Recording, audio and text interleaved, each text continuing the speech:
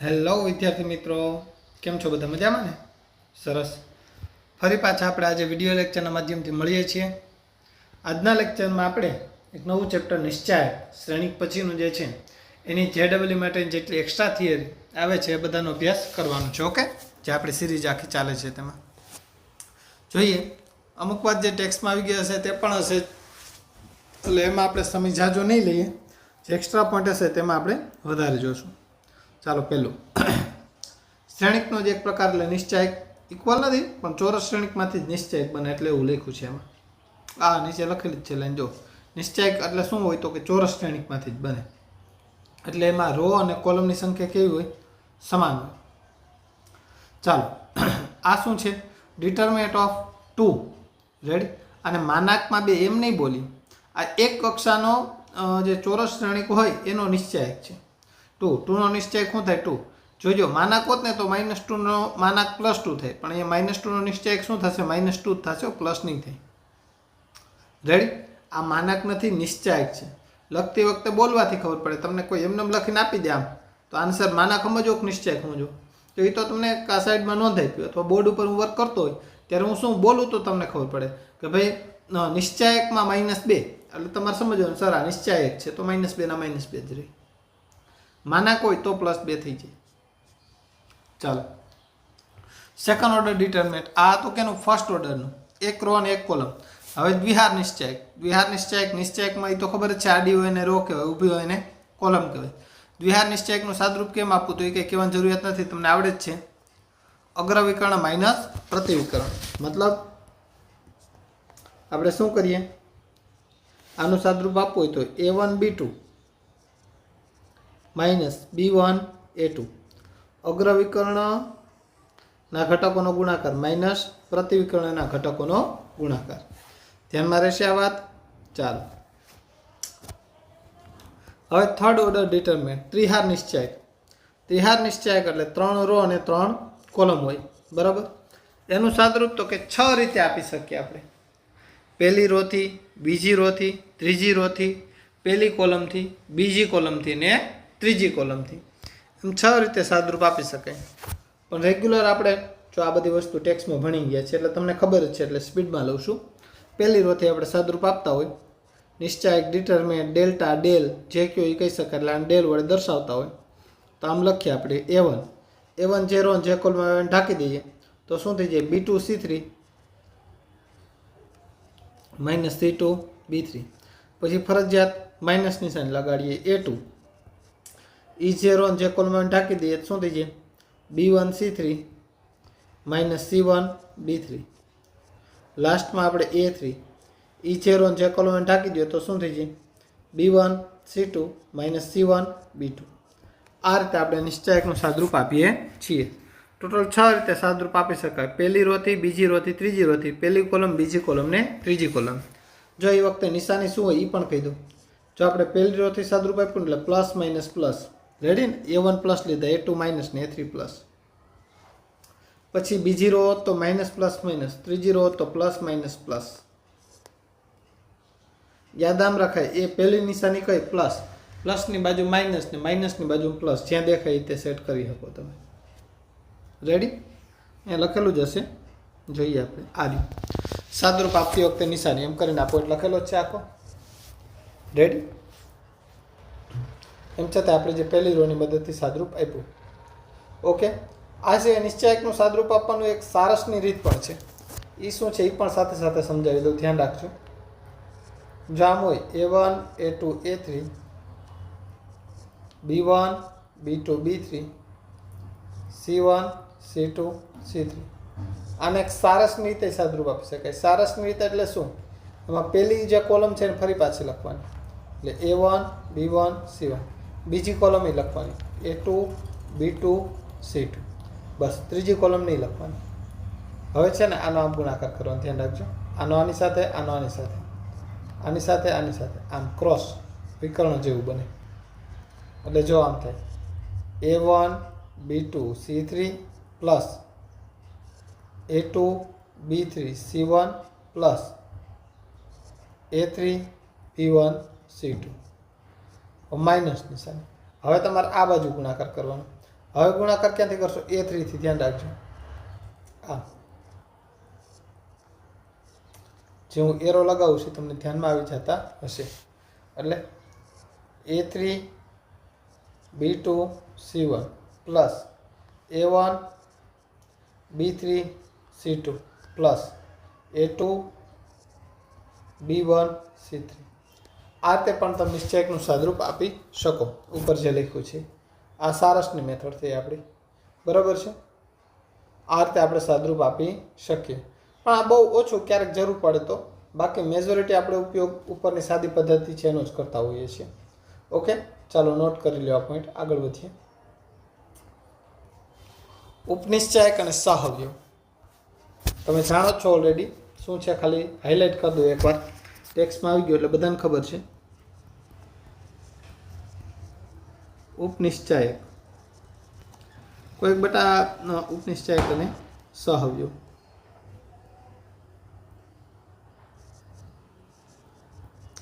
સહઅવયવ છે, સહઅવયવ તો આપણે ભણી ગયા એડજોઇન્ટ, એ અલગ. ઉપનિશ્ચાયકનો સિમ્બોલ હોય છે માઇનોર કે ઇંગ્લિશમાં, એટલે એમ. અને સહઅવયવને આમ તો કોફેક્ટર કહેવાય એટલે સી પણ એનો સિમ્બોલ વાપરીએ. ક્યારેક ટેક્સમાં એ પણ વાપરે છે, ટેક્સમાં તો, એટલે ક્યારેક એ પણ વાપરી શકાય.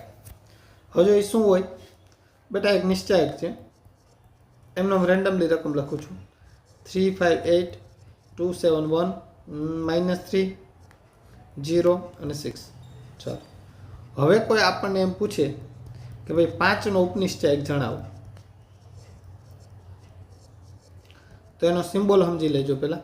ઉપનિશ્ચાયક એટલે માઇનોર એટલે એમ, એમની બાજુમાં આઈ જે એટલે આઈમી રો અને જેમી કોલમનો ઘટક, એટલે એમ આઈ જે હોય. એટલે એમ 5 કેટલામી રોમાં? તો કે પહેલી રોમાં. કઈ કોલમ? તો કે બીજી કોલમ. તો હવે શું કરવાનું? 5નો ઉપનિશ્ચાયક જોતો 5 જે રો અને જે કોલમ આવે એને ઢાંકી દો, એનો છેદગણ કરી નાખો. જે રો અને જે કોલમ એને ઢાંકી દો તો શું વધે? 2 1 -3 અને 6. આ દ્વિહાર નિશ્ચાયક વચ્ચે 5 જે રો અને જે કોલમ ઢાંકી દો. આનું સાદરૂપ 2 6 12, માઇનસ નિશાની, -3 અહીંયા +3, 12 ને 3 કેટલા થઈ ગયા? 15. આ થઈ ગયો 5નો ઉપનિશ્ચાયક. ટેક્સ્ટમાં ઓલરેડી ભણી ગયા છે એટલે આમાં કાંઈ ઝાઝી વાર લાગે એવું છે નહીં. હવે એમાં જ આપણને કોઈ એમ કીધું 5નો સહઅવયવ જણાવો, જેને અંગ્રેજીમાં આપણે કોફેક્ટર કે એટલે સિમ્બોલ સી વાપરું, બાકી ટેક્સ્ટમાં સિમ્બોલ એ વાપરે છે. 5 જેટલા મીરો જેટલામી કોલમ. હું 2 સિમ્બોલ લખું છું અહીં. તમારે શું કરવાનું? પહેલાં -1 લખવાનું, એની માથે ઘાત આવે. કઈ ઘાત? તો કે 5 છે કેટલામી રોમાં? તો કે પહેલી રો, વત્તા કેટલામી કોલમ? તો કે બીજી કોલમ. પછી 5 જે રો જે કોલમ ઢાંકી દો, એટલે એ તો આનું આજ વધ્યું. તો અહીંયા તમે જોઈ શકો છો -1ની 1 + 2 એટલે 3 ઘાત. -1ની 3 ઘાત એટલે -1 થઈ ગયો. આનો જવાબ 15. -1 × 15 એટલે જવાબ શું આવે ટોટલ? -15.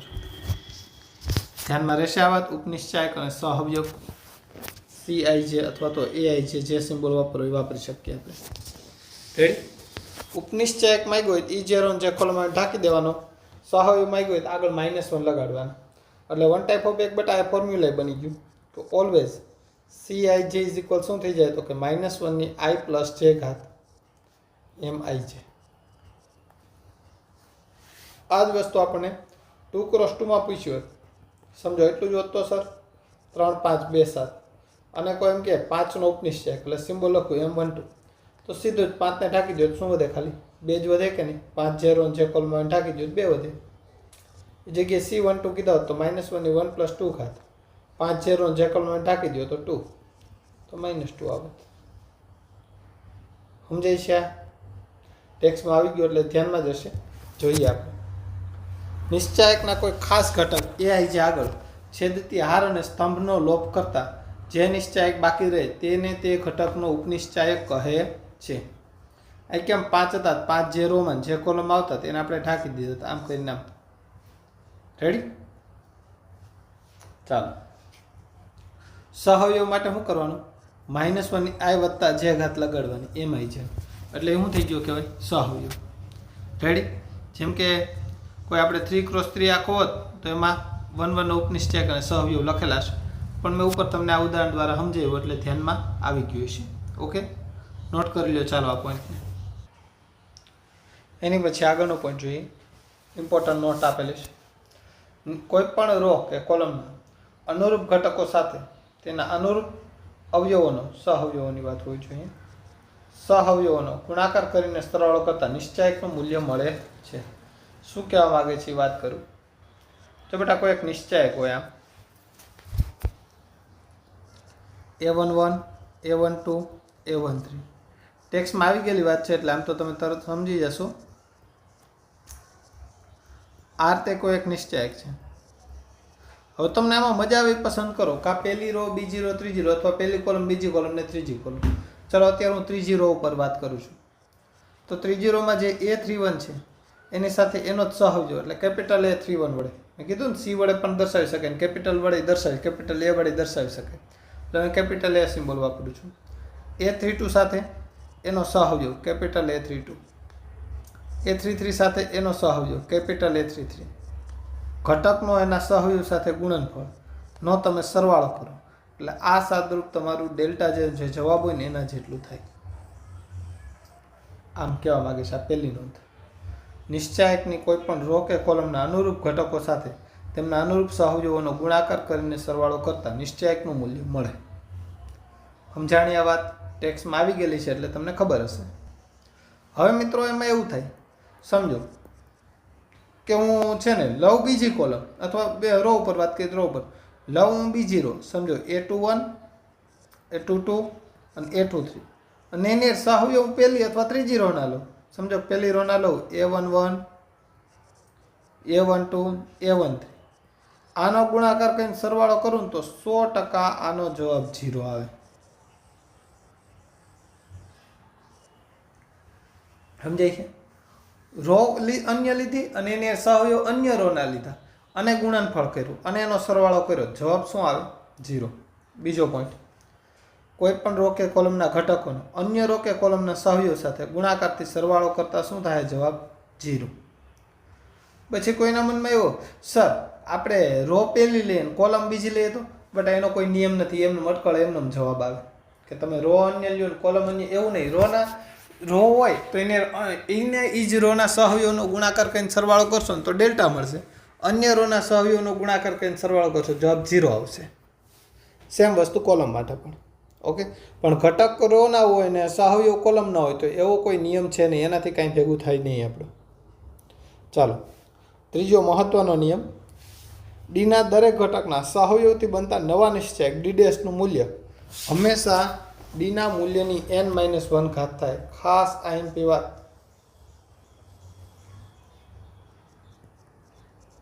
IMP પોઈન્ટ છે. સમજો એક આ નિશ્ચાયક છે, ઉદાહરણ તરીકે કહું છું કિંમતો હોત ને આનો જવાબ ઉદાહરણ તરીકે 25 આવતો હોત. કેટલો આવતો હોત? 25.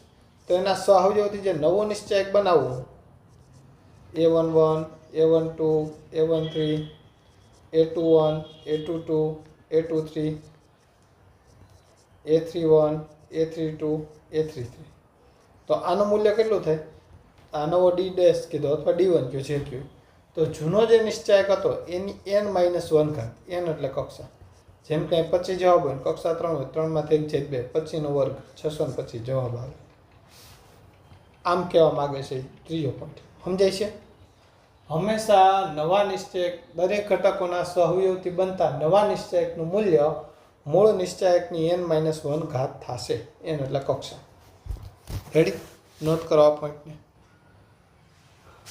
ચાલો હવે અમુક છે ને સિમ્બોલ છે, જો કે આ નીકળી ગયેલા છે પણ તો આપણે સમજી લઈએ નિશ્ચાયક પરની પ્રાથમિક પ્રક્રિયાઓ જે છે એના સિમ્બોલ.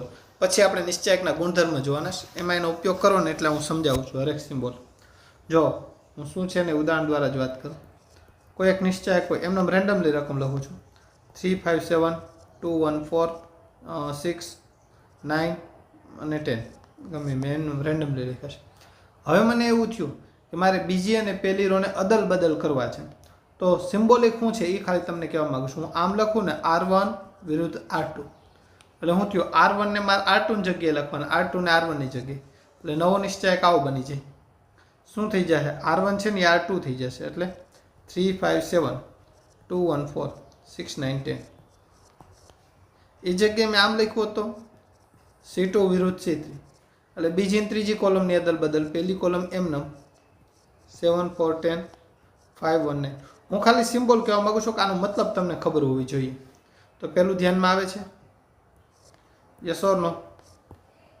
રેડી?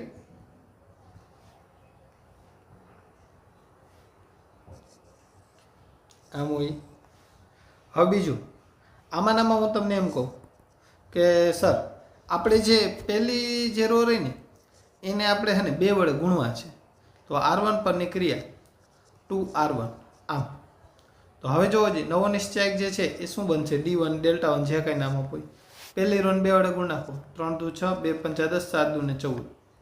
પછી 2 1 4 6 9 10 જે કાંઈ છે સમજાય છે? મારે આનો મતલબ તમને કહો, આ ખબર પડે કે નહીં? તમને કોઈ આમ કરીને આપે C2 પરની ક્રિયા 5C2 એટલે બીજી કોલમને 5 વડે ગુણવાનો છે, આવો મતલબ થાય. આ સિમ્બોલ સમજાય છે ને? હું સિમ્બોલ સમજાવવા માગું છું. રાઈટ? ધ્યાનમાં આવે છે? અહીંયા C આવ્યું હોય તો અહીંયા પણ શું હોવું જોઈએ? C આઈ જ હોવું જોઈએ, જે ન હોય. ત્રીજો ઇમ્પોર્ટન્ટ પોઈન્ટ સમજવાનો છે. આ બંને હું કાઢી નાખું છું.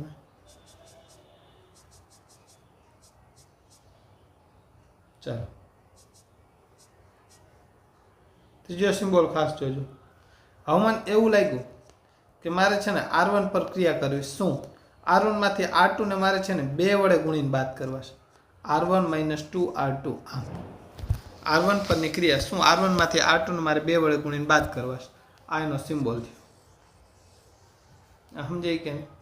જેમ કે હવે હું આને R1 પરની ક્રિયા R2 ને 2 વડે ગુણો 2 2 4 3 માં 4 જાય તો -1 2 1 આ 2 5 માં 2 જાય તો 3 4 2 ને 8 7 માંથી 8 જાય તો -1 પછી 2 1 4 6 9 10 જે કાંઈ છે સિમ્બોલ સમજાય છે? કોઈ આપણને આમ લખીને કે C3 પરની ક્રિયા C3 માંથી C2 ને બાદ કરવા છે તો કાંઈ નથી એટલે 1 વડે ગુણીને બાદ કર્યા. ધ્યાનમાં આવે છે આખું? રેડી? આ સિમ્બોલ સમજાવવા મહત્વના હતા. 3 સિમ્બોલ સમજાઈ ગયા કે નહીં? ઓકે, બાદ કરો, પ્લસ કરો, અહીં પ્લસની નિશાન એટલે કે પ્લસ કરી શકો, બાદ કરી શકો, તમારી ઈચ્છાની વાત છે. ઓકે, ગુણી ભાંગી ન શકાય. રેડી? ચલો આ 3 સિમ્બોલ સમજાઈ ગયા. નોટ કરી લો આ પોઈન્ટને. પછી આપણે હવે નિશ્ચાયકના જે અતિ મહત્વનો પોઈન્ટ છે નિશ્ચાયકના ગુણધર્મો એ આપણે જોવાના છીએ. ચાલો આગળનો અગત્યનો પોઈન્ટ જોઈએ, ખૂબ ઇમ્પોર્ટન્ટ પોઈન્ટ છે નિશ્ચાયકના ગુણધર્મો. હવે મિત્રો આ પોઈન્ટ જે છે ટેક્સમાં હવે તો નીકળી ગયેલો છે પણ એક્સ્ટ્રામાં આપણે લગભગ ક્લાસરૂમની અંદર કરાવેલો હોય. ઓકે, ચાલો જોઈએ. જો નિશ્ચાયકને હાર અને સ્તંભોની અદલ બદલ કરવામાં આવે તો નિશ્ચાયકનું મૂલ્ય બદલાતું નથી. શું કહેવા માગે છે એ પોઈન્ટ સમજો. હું એમનો એક રેન્ડમલી જ લઉં છું. ડિટરમિનેન્ટ 1 3 5 2 7 8 6 0 9 કે જે કહ્યું. ઉદાહરણ તરીકે સમજી લો, થોડી વાર પૂરતો સાદરૂપ ન થાય તો આનો જવાબ 30 હોત. કેટલો હોત? 30. હવે તમે કોઈ પણ 2 રો કે કોઈ પણ તમે બધી જ રો ને બધી કોલમમાં અદલ બદલ કરો એટલે RI વિરુદ્ધ CI પ્રોસેસ. આનો મતલબ શું થાય? બધી રો ને બધી કોલમમાં અદલ બદલ કરી નાખો. મતલબ 1 3 5 2 7 8 6 0 9. જો આનો જવાબ 30 હોય ને તો સાદરૂપ આપો તો આનો જવાબ કેટલો થાય? 30. હાલાકી મેં આનો સાદરૂપ નથી આપેલું, એમને સમજાવવા માટે લખ્યો છે. આ તો વાત છે. આનો જેટલો જવાબ હોય ને એટલો જ આનો જવાબ થાય. આ સમજાઈ ગયો? રેડી? આ પહેલો ગુણધર્મ. શું કહેવા માગે છે? નિશ્ચાયકની હાર અને સ્તંભોની અદલ બદલ કરવામાં આવે. બધી જ શબ્દ લખો હોય તો લખો. બધી જ હાર અને સ્તંભોની અદલ બદલ કરવામાં આવે તો નિશ્ચાયકનું મૂલ્ય બદલાતું નથી. આ પહેલો પોઈન્ટ યાદ રહેશે. બીજો પોઈન્ટ, કોઈ પણ 2 ક્રમિક હાર અથવા સ્તંભની અદલ બદલ કરવામાં તો નિશ્ચાયકનું મૂલ્ય માત્ર ચિહ્નમાં બદલાય છે. એટલે સમજો આનો જવાબ 30 હોત. જો છે ને આપણે એમને મને ખબર નહીં જ્યાં જવાબ આવતું મેં એમને જ લખેલો છે. હું આમાં આવું કરું, બીજી અને ત્રીજી રોની અદલ બદલ કરું છું તો શું થયું? નવો નિશ્ચય. પહેલું તો રો એમને જ રહી ને, બીજી અને ત્રીજી અદલ બદલ કરી એટલે 6 0 9 અહીંયા આવી આવે, 2 7 8 અહીંયા આવી આવે. જો આનો જવાબ 30 હોય ને તો આનો જવાબ -30 થાય. શું થાય? -30. યાદ રહેશે? નિશ્ચાયકની બધી જ રો કે બધી કોલમને અદલ બદલ કરો તો મૂલ્યમાં કાંઈ ફેર પડ્યો નહીં. પણ કોઈ પણ 2 રો અથવા તો કોઈ પણ 2 કોલમ ની અદલ બદલ, હા તમે આમ કર્યું હોત C1 અને C2 2 હા એની અદલ બદલ કરી હોત આમ નવો નિશ્ચય કે ભાઈ C1 ને C2 નો અદલ બદલ કરો 370 અહીંયા લઈ લો 126 અહીંયા રેડી 589 તો જેમ છે જશે થાય તો આનો જવાબ એ કેટલો આવત -30 એટલે કોઈ પણ બે રો કે કોઈ પણ બે કોલમની અદલ બદલ કરશો ને તો નિશ્ચયકનું મૂલ્ય જે છે એ ચિહ્નમાં બદલી જાય બધી રો ને બધી કોલમ અદલ બદલ કરશો તો કાંઈ ફેર પડશે નહીં આ બીજો પોઈન્ટ કોઈ પણ બે ક્રમિક હાર અથવા સ્તંભોની અદલ બદલ કરવામાં આવે તો નિશ્ચયકનું મૂલ્ય માત્ર ચિહ્નમાં બદલે છે ત્રીજો પોઈન્ટ 6 ગુણધર્મ MP છે ત્રીજો પોઈન્ટ નિશ્ચયકની કોઈ પણ બે હાર અથવા સ્તંભ સમાન અથવા સમપ્રમાણમાં હોય તો નિશ્ચયકનું મૂલ્ય 0 થાય શું કહેવા માંગે છે આ પોઈન્ટ સમજો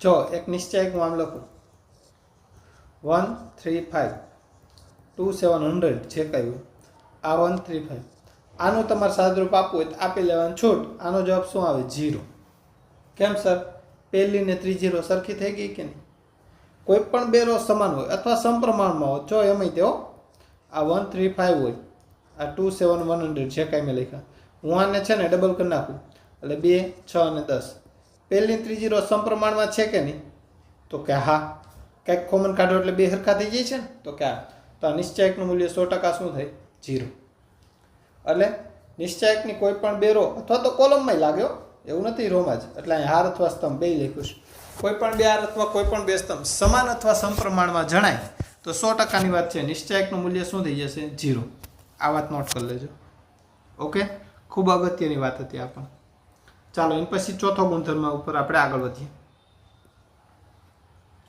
જોઈએ આપણે ગુણધર્મ નંબર 4 નિશ્ચયકની કોઈ એક હાર અથવા સ્તંભના દરેક ઘટકને અચળ k વડે ગુણવામાં આવે તો નિશ્ચયકનું મૂલ્ય k ગણું થઈ જાય છે શું કહેવા માંગે છે આ પોઈન્ટ જો એક નિશ્ચયક હોય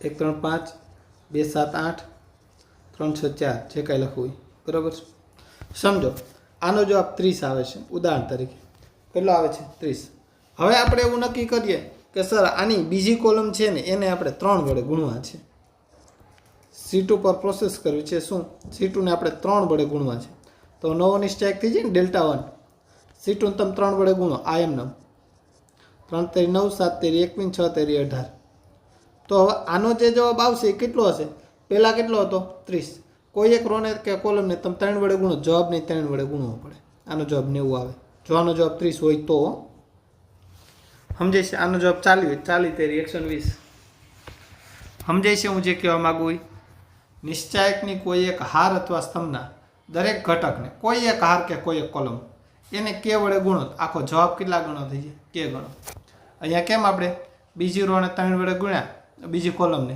તો આખો જવાબ 3 ગણો થઈ ગયો સમજાણા ફરી એક વખત 4 ગુણધર્મની વાત કરું પહેલો ગુણધર્મ બધી રો ને બધી કોલમને અદલ બદલ કરો તો મૂલ્યોમાં કાંઈ ફેર પડશે નહીં કોઈ પણ બે રો કે કોઈ પણ બે કોલમની અદલ બદલ કરશો તો માત્ર ચિહ્નમાં ફરશે કોઈ પણ બે રો કે કોઈ પણ બે કોલમ સમાન અથવા સમપ્રમાણમાં જણાય તો જવાબ 0 થશે ચોથો નિશ્ચયકની કોઈ એક હાર કે કોઈ એક કોલમને k વડે ગુણવામાં આવે તો જવાબ k ગણો થઈ જશે પછી પાંચમો ગુણધર્મ જો હાર અથવા સ્તંભના ઘટકોને તમે અચળ k વડે ગુણી અન્ય હારના અનુરૂપ ઘટકોમાં ઉમેરતા કે બાદ કરતા નિશ્ચયકનું મૂલ્ય બદલાતું નથી શું કહેવા માંગે છે આ પોઈન્ટ સમજીએ આપણે જો આનો જવાબ કેટલો હતો ઉદાહરણ તરીકે આપણે 30 લીધો છે હવે આપણે એવું કરીએ કે સર R2 પરની ક્રિયા શું R2 માં છે ને આપણે R1 ને ઉમેરવા છે 10 વડે ગુણીને ઉમેરવા છે કેટલા વડે ગુણીને ઉમેરવા છે 10 વડે ગુણીને ઉમેરવા છે R2 પરની ક્રિયા R2 માં આપણે R1 પ્લસ કરવા છે 10 વડે ગુણી આ સિમ્બોલ મેં તમને સમજાવી દીધા તો નવો નિશ્ચયક Δ1 થાય ને R2 પરની ક્રિયા એટલે R1 ને R3 તો એઝ ઇટ ઇઝ આને 10 વડે ગુણો 10 એકા 10 2 માં ઉમેરો 10 + 2 કેટલા થઈ ગયા 12 10 તેરી 30 30 + 7 કેટલા થઈ ગયા 37 10 પંચા 50, 50 ને 8માં ઉમેર કેટલા થઈ ગયા 58. બટ આનો જવાબ 30 હોય ને તો સાદરૂપ આપીને ચેક કરી લેવાનું છૂટ. આનો જવાબ 30 જ આવે. ખૂબ અગત્યની પ્રોપર્ટી, નિશ્ચાયકની કોઈ પણ રો કે કોઈ પણ કોલમને તમે અચળ કે વડે ગુણી અન્ય હાર કે અન્ય કોલમમાં ઉમેર મૂલ્યમાં કાંઈ ફેર પડે નહીં. આ પાંચમી પ્રોપર્ટી ખૂબ અગત્યની, ધ્યાનમાં આવે છે. હાલાકી હવે ટેક્સ્ટમાં ઓલા સાબિતીના દાખલાની નીકળી ગયા, નકર આ ખૂબ ઇમ્પોર્ટન્ટ પ્રોપર્ટી. રેડ સાબિતીના દાખલામાં બહુ જ આનો ઉપયોગ થતો હતો. ઓકે, છઠ્ઠો ગુણધર્મ, નિશ્ચાયકની હાર અથવા સ્તંભનો દરેક ઘટક બે સંખ્યાઓનો સરવાળો હોય તો નિશ્ચાયકને બે નિશ્ચાયકના સરવાળા તરીકે લખી શકાય. એટલે આમાં લખ્યું છે ને એ સમજી લો.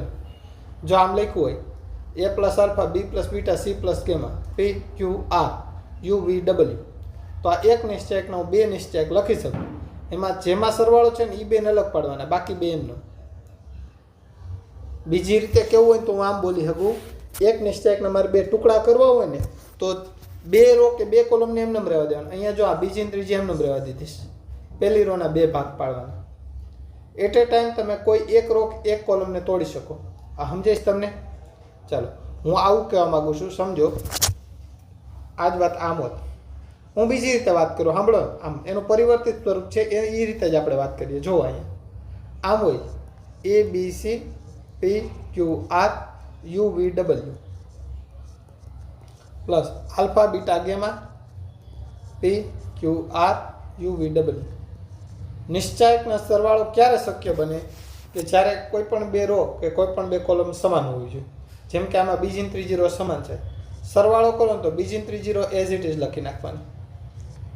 પહેલી રો જે અલગ હતી ને એનો સરવાળો કરવાનો, એટલે a plus alpha, b plus beta અને c પ્લસ ગેમા. આ ધ્યાનમાં એવું કે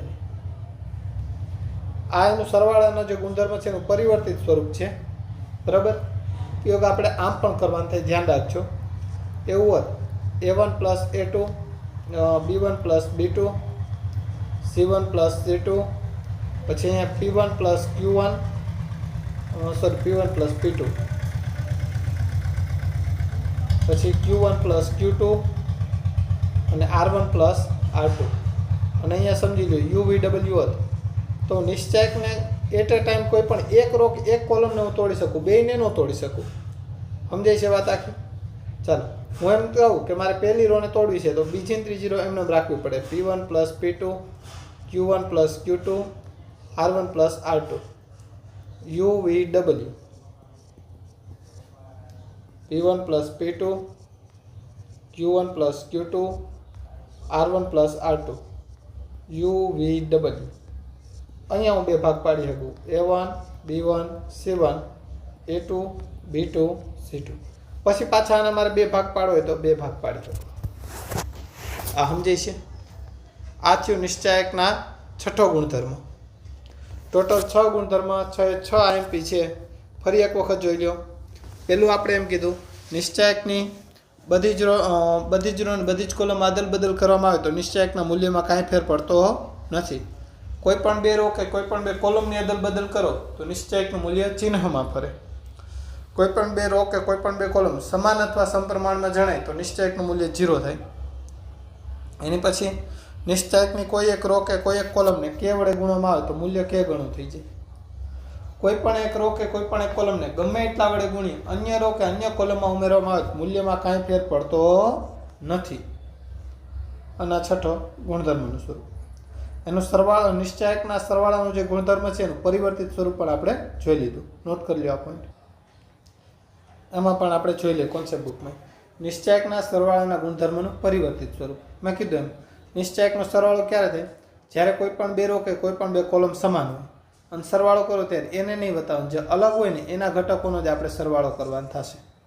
ધ્યાનમાં આવે છે આખું? રેડી? ચાલો વ્યાપક રીતે સમજી લો.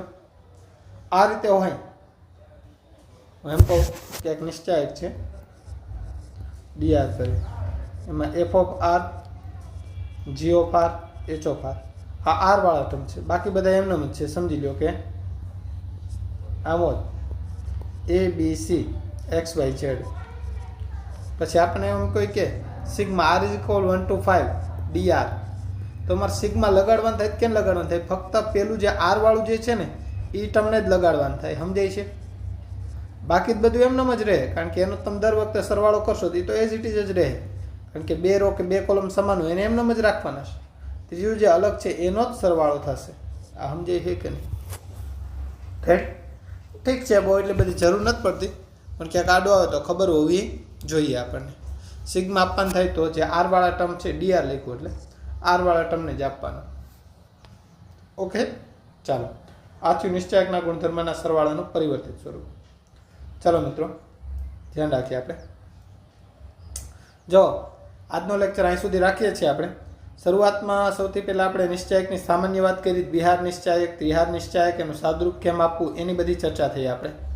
ઓકે, ત્યાર પછી આગળ વધીને આપણે ઉપનિશ્ચાયક અને સહઅવયવની વાત કરી લીધી. ઓકે, ત્યારબાદ આપણે જે છે એ આઈએમપી નોટ જોઈ, પછી નિશ્ચાયકના ગુણધર્મો જોયા, અને વચ્ચે આપણે જે છે પ્રાથમિક પ્રક્રિયાઓ એ પણ જોઈ, અને નિશ્ચાયકના સરવાળાના ગુણધર્મનું પરિવર્તિત સ્વરૂપ છે એ પણ આપણે જોઈ લીધું. આજના લેક્ચરમાં અહીં સુધી રાખીએ છીએ. નેક્સ્ટ લેક્ચરમાં આપણે આગળની વાત કરીશું. Okay, by.